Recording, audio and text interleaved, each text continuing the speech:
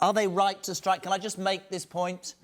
It's another perfect storm. Is this just timing? Is this another union trying to bring down the Tory government that's on its knees? Why is everybody striking at the same time? Well, let's make the question even more basic than that. Are junior doctors greedy? And my answer is no.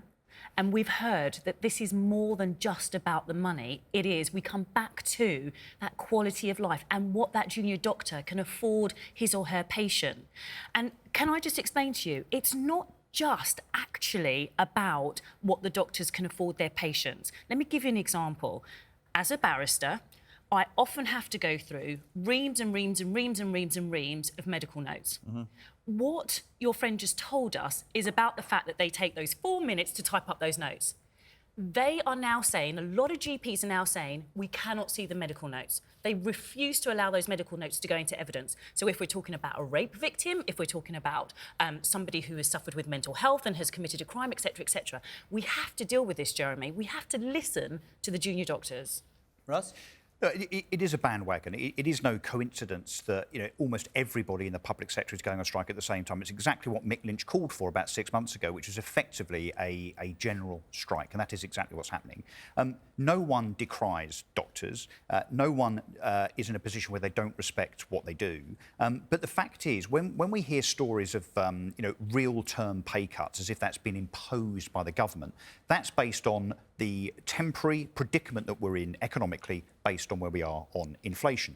Everybody is in that same boat. Now, I haven't had a 10, 15, 20% pay rise. I don't know any of my friends, friends of friends or relatives in the private sector that have had a 10 or 15% pay increase. And bearing in mind, they want to be very, very careful, these unions, the doctors, the nurses, the RMT workers and so on, because what they've been calling for, of course, is an above-inflation pay increase. Inflation is dropping. If they're not careful, if this drags out to the end of the year, you know what's going to happen? Inflation will end up at 4 or 5%. They'll get their above-inflation pay increase, and it will be 5%. MB?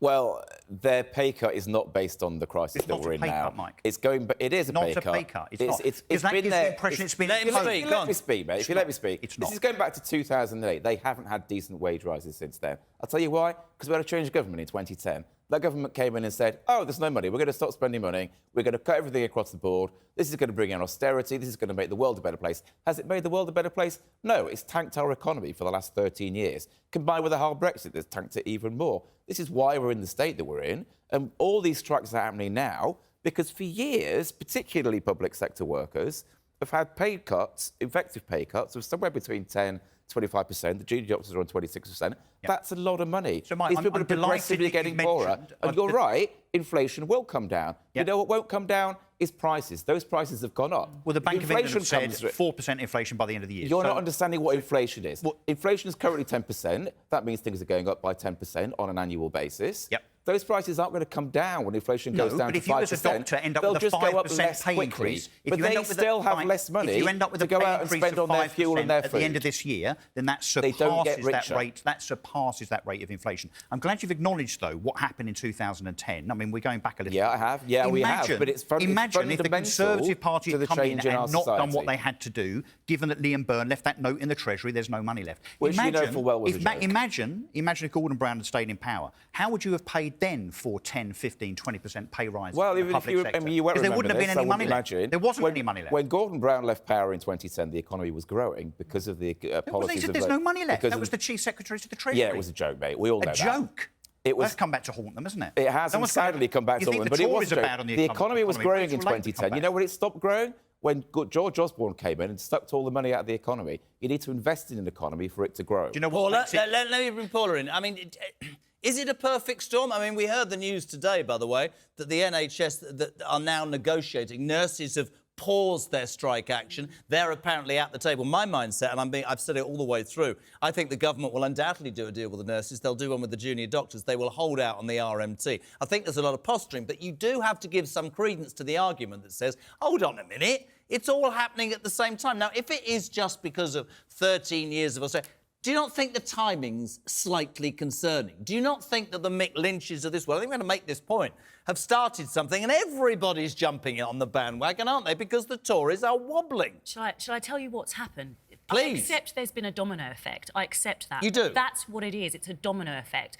What the other public sector workers have seen, what the nurses have seen, the paramedics have seen, they have seen the fact that the government are not listening. They are not taking the crisis that we're in at the moment. And I know, Russell, that you said that we're all in it. We're not all in it, Russell. We're not all in it, same rising okay? prices, the same fuel and that's why we prices, see Shell energy, and food. BP and the other oil companies raking it in. So we're not all in it together. And what's happening is, why we have this domino effect, is because they can see that the government's not listening, the government's not prepared to act, and it needs to act, and it needs to act Paula, fast. can I just ask you a question? How is the government supposed to act when the junior doctors and nurses and teachers don't even tell them what they will accept? How can you go into a negotiation as a union and not even say what you want? The government has to come to the table. But why would they come to the table when it's an open-ended conversation? Last word from Mike on this. Sorry, Paula. Mike, go. The government won't even enter the conversation. The union... They are tonight with the going. NHS. They are. Well, thank goodness With they're the doing it. nurses, they are. The nurses, With most of these we've had the industries, they've A&E gone nowhere nurses near come it. in. We've had Can I just do some more comments, by the way? Please keep them coming. This is about the thing we talked about before, but I want to include as many people in the show. Karen said, what a country of laziness. Not everyone, but this country is going backwards. Ruth says, this is about the 4-day week. It's about time people started working full-time, not sitting on their backsides. Another said, I work a 4-day week. It's not that bad, but I like to work another. Paul says, you won't be working 4 days in my bloody firm. If you say you can do 5 days working 4, you're absolutely slacking. Listen, keep it coming, whatever you want to talk about. The nurses thing tonight, the doctors thing. I think the country has real sympathy for these people. We talk about vocational. Interesting to see Aaron saying he's gone private because of that. But I can never get away from the fact that this seems to be, whether it's a premeditated attack or whatever, everybody's joining the fight. And stop smugly looking at me, because the Tory party is on... Smug. They're on the way out, aren't they? They are on the way out. I mean, we can hope. And the country, I believe, will get significantly better if it did. Be better with the record that we just talked about. Keir Starmer would transform this country. Do you believe that? Yeah, I do believe that. In a reverse of fortunes. If you think the Conservatives have been bad over the last few months, wait till Labour are back in. Well, I Labour hope you will have find never ever out. left office with unemployment. Let's discover together under a Starmer government and see There you what are. happens. Let's discover, he says. Mike Buckley giving us some...